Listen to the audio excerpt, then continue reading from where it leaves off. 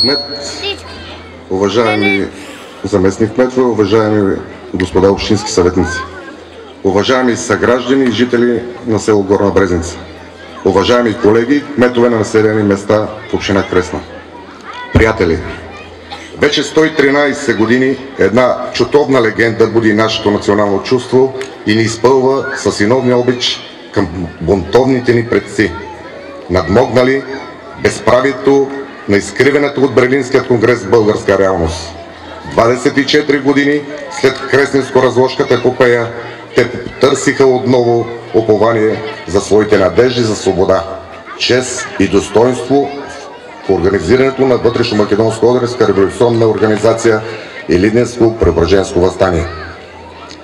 Въстанието е връх в национално-освободителната борба на македонските и тракийските българи и се измерва с 289 сражения на 26 000 въстаници срещу 350 000 организирана и отлично въоръжена турска войска. 994 въстаници остават костите си по полетата на сраженията. 201 български села са опожарени.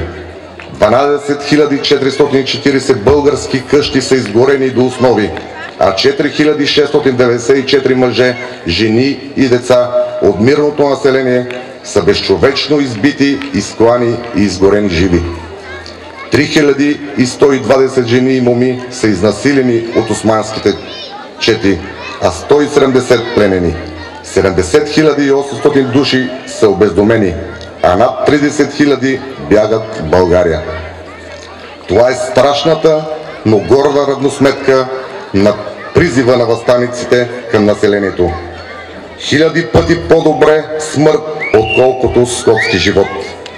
И на несломимото желание да бъдеш свободен в отечеството си.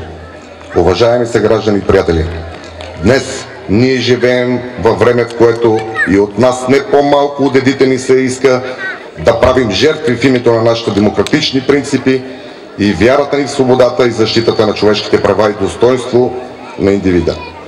Дали ще бъдем на висотата на очакванията на другите, ще покаже само нашият безпристрастен съдник времето. Но ако всеки от вас ежедневно полага по камъче в общата грамада, неизбежно ще дойде момент, в който от натрупването ще съградим достойно бъдеще за децата ни. Благодаря и честит празник!